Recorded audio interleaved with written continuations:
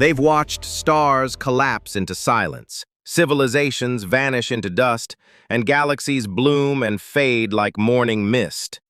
Yet Earth remains untouched. For millennia, the Aetherians, the galaxy's most ancient and advanced species, have avoided our world as if it were cursed. No visit, no transmission, not even a passing mention in their public star charts. Humans noticed this absence only after we joined the galactic Concord in 2161. Strangely, our planet had been labeled on ancient star maps, yet always circled in red, restricted zone.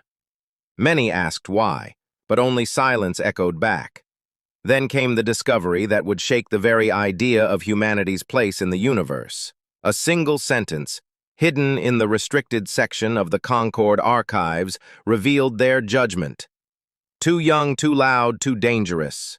What did we do to deserve exile from the galaxy's wisest minds? Why would the oldest species refuse to even speak our name? Historians say the Aetherians were once like us, curious, impulsive, ambitious. Over time, they became masters of their biology, bending light, extending life, and harnessing black holes as energy sources. Legends claim they repaired planets, restored dead ecosystems, and taught younger species the value of harmony over domination. But Earth? Nothing. Not a whisper, not a gift, not a probe. Even the younger species warned us not to ask too much about the Aetherians' decision.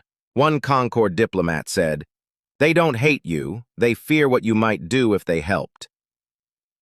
In 2193, a joint Terran-Kuval research mission discovered something near the Oort cloud, an abandoned observation drone. Its design was unmistakably Aetherian, composed of biometal that responded to thought patterns and carried millions of years of data. But when decrypted, the drone contained more than sensor logs. It had a diary. The entries were written in an ancient dialect, but translated with AI help. They spoke of a visit to Earth approximately 12,000 years ago. Back then, humans were scattered, tribal, creative, but violent. The Aetherian scouts had hoped to find a species just entering self-awareness, worthy of mentoring. Instead, they found a planet soaked in blood and smoke, a species using fire not just to cook, but to conquer. They witnessed tribal wars over imaginary lines in the dirt, rituals of domination, and a strange need to control nature rather than live within it. Still, they remained hopeful.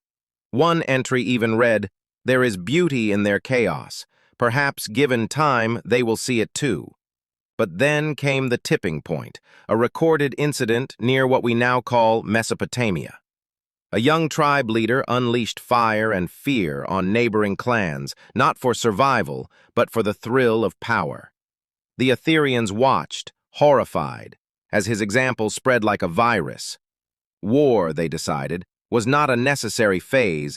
Their philosophy, known as the Covenant of Non-Acceleration, forbade them from helping any species whose technology outpaced its emotional maturity. To them, Earth was like a child with a loaded weapon, brilliant but blind.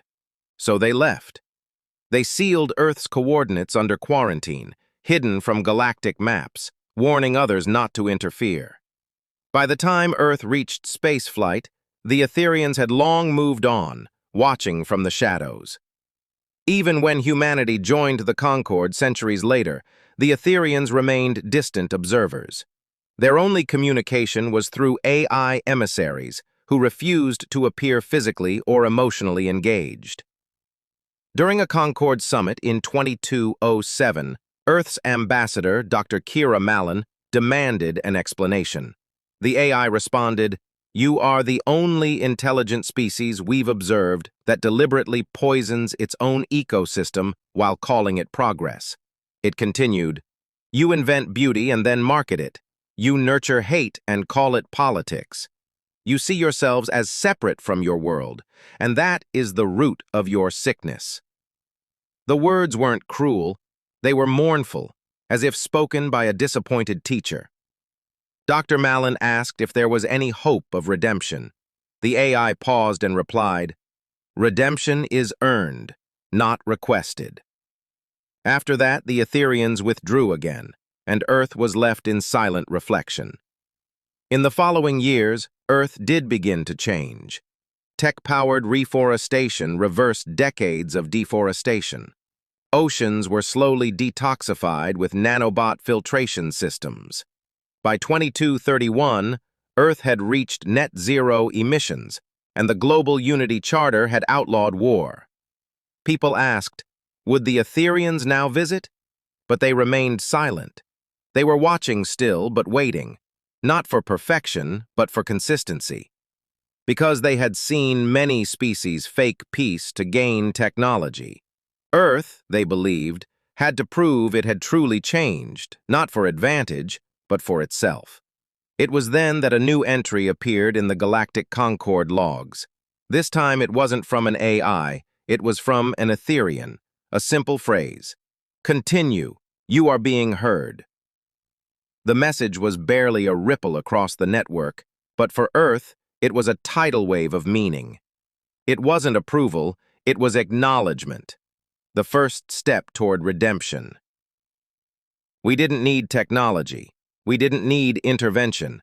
We needed self-awareness, humility, and the courage to rebuild what we had broken. The Etherians had given us something greater than a visit. They gave us a mirror. In that reflection, we finally saw who we were and who we could become. Maybe one day they will land among us, but until then, we must be our own saviors. The galaxy doesn't fear our strength, it fears our forgetfulness, our ability to ignore what matters, our tendency to repeat our worst chapters. If we want to be welcomed among the stars, we must... And perhaps that's the true test of intelligence, not how far we can travel, but how deeply we understand where we already are. So the Etherians wait, not as judges, but as guardians of a truth too easily lost. And Earth listens at last, not to alien signals, but to its own silent wisdom.